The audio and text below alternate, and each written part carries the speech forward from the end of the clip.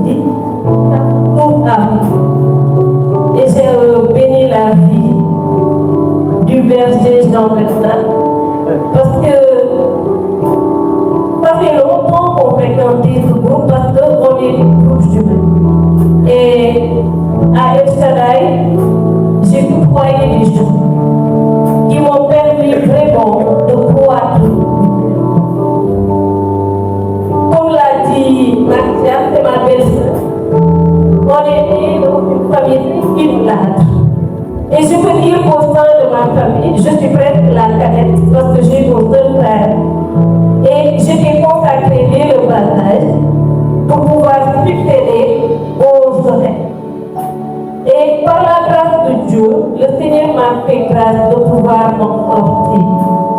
Parce que étant monde, c'est pas du tout évident. Étant enfant, je ne faisais que tomber mal. On m'a amené en Guinée-Bissau 2 fois pour pouvoir me soigner. Parce que j'avais des problèmes de vision. Quand il y avait la chaleur, je ne pouvais pas me voir. Et on m'a amené en Guinée 2 fois pour pouvoir me soigner. Et je suis revenue. Mais étant tout enfant, à chaque fois qu'on m'attachait les gris-gris, je ne pouvais pas supporter ça. Je les enlevais et je le mettais dans le couloir, dans la chambre de ma mère. Et ma mère vient me dire, pourquoi tu enlèves ça à chaque fois qu'on t'attache? Vu que toi, tu es tout le temps malade. Je lui ai dit que moi, je ne supporte pas. Elle m'a dit, d'accord, maintenant, au lieu de le mettre ici, il faut justement les rendre. C'est en faisant le bac. Étant enfant aussi, je fréquentais le renouveau. Après qu'on a déménagé Mambo, je ne partais plus. Au moment où je faisais le baccalauréat, en 2017, c'est là où j'ai réellement donné ma vie à Jésus. Parce que là-bas, il y avait des tribulations. Parce qu'au sein de ma famille, les gens ont décrété que personne n'allait réussir. Aucun de mes frères est arrivé à un niveau d'études supérieures. Et si moi je suis arrivé jusqu'au niveau du master, ce n'est que par la grâce du Seigneur. Tous mes frères m'ont abandonné à la classe de seconde parce qu'il y a la grâce du Seigneur. Tous mes frères m'ont abandonné à la classe de seconde parce qu'il y avait cet esprit de limitation qu'ils ont décrété dans notre vie pour dire que les enfants de ma mère n'allaient pas réussir.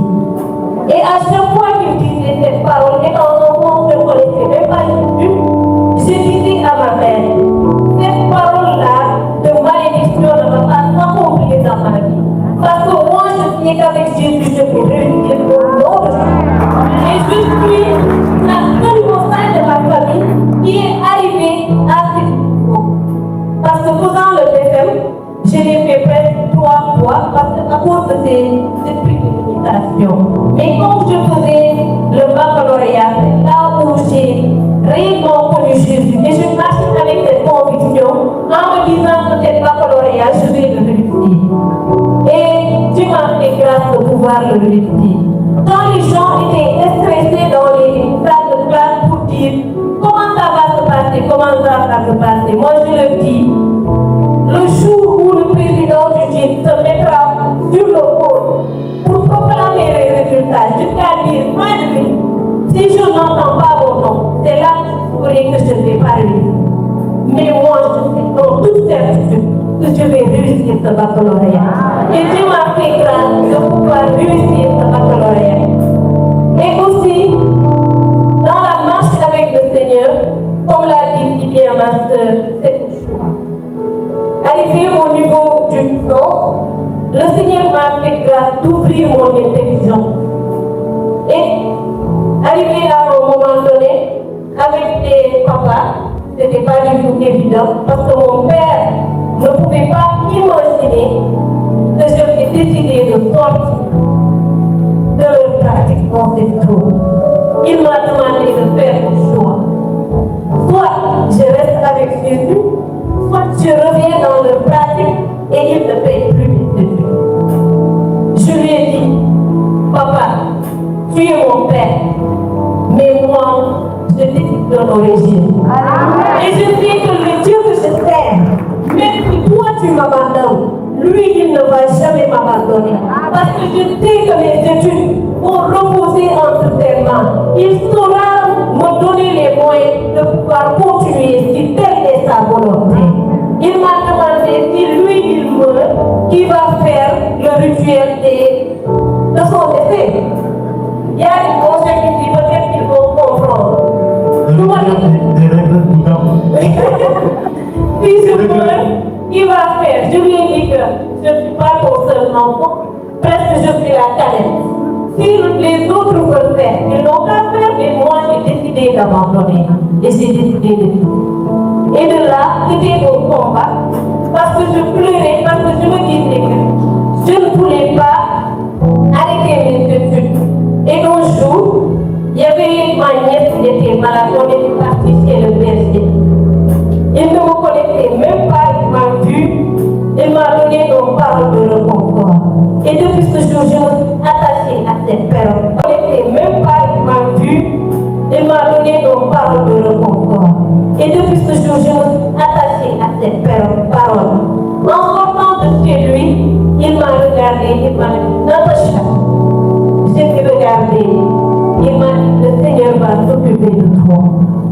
Et depuis ce jour, je vous dis, je ne manque de rien. Mon papa ne s'est pas occupé de moi. Il m'a coupé les vies. Il a décidé de ne plus payer mes études. Mais par la grâce de Dieu, tu m'as envoyé un ange. Cet ange, c'était ma mère. Elle ne travaillait pas. Mais Dieu lui a donné les moyens de pouvoir continuer de payer mes études. Jusqu'à ce que je suis sortie majeure de ma promotion à ma licence. Et si j'ai pu le faire, ce n'est que par la grâce de Jésus. Alors je vous dis, vous qui doutez de ce que Dieu peut faire, il est le Dieu qui agit. Il est le Dieu qui peut tout. Et même si père et mère nous abandonnent, lui, il ne nous abandonne pas. Et je continue de porter mon père en prière, parce que jusqu'à présent, il ne peut pas accepter que sa fille est sortie, mais quand même, je m'accroche à lui. Parce que je vis, depuis que je le connais, je ne regrette pas. Et mon cheminement avec lui, tous mes jours, il me montre sa bonté en toutes choses que je fais. Béni soit Dieu, Seigneur.